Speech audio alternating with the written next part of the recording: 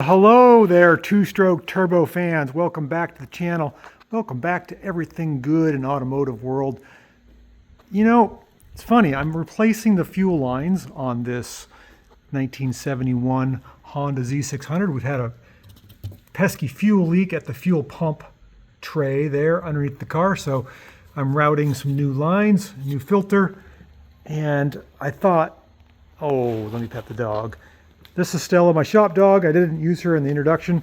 She's just hanging out here in her little tiny dachshund bed, which she loves because it's so small and fits so good.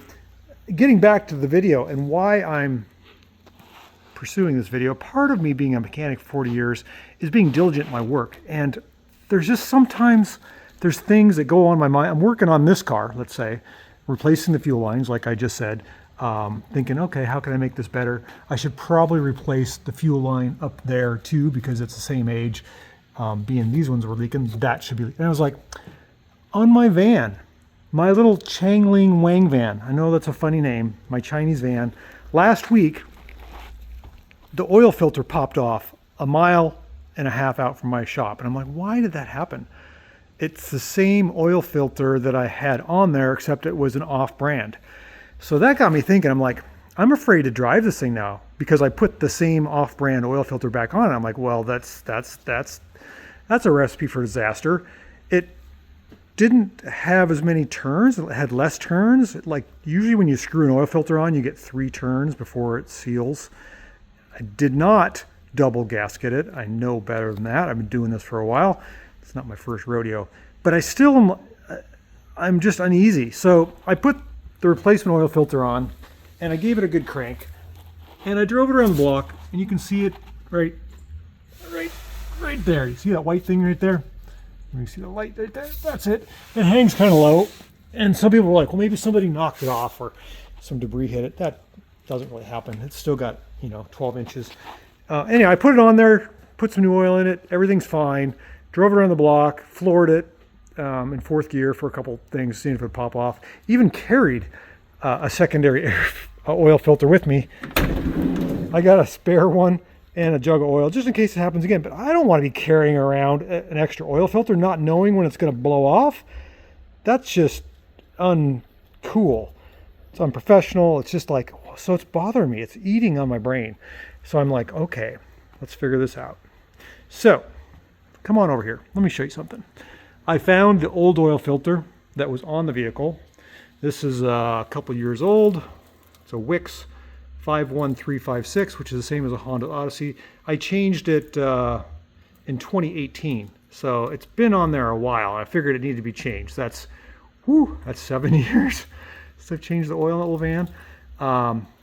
And this is it says right on here that it replaces this filter. If you look right down here, 51356, same part number for a Wix.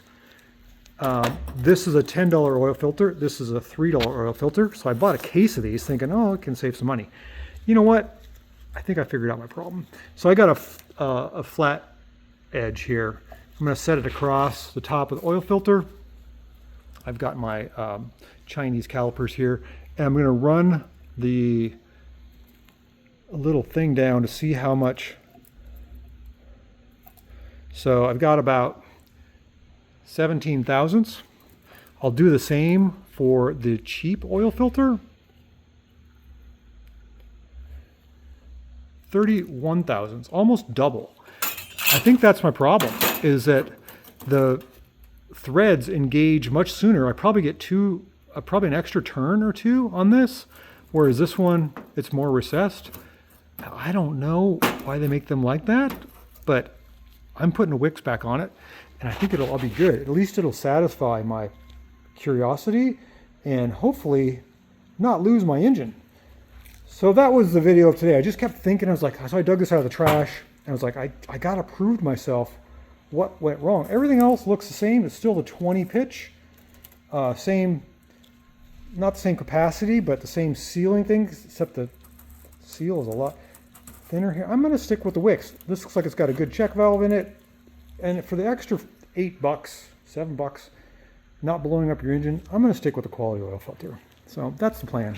I ordered the correct Wix filter and I'm going to come over here and pet my dog for a little therapy, and then I'm going to start driving my van, because right now it's in perfect running shape, but I don't trust it. But I will soon. I'll put my trust in my dog. Stella, you cutie.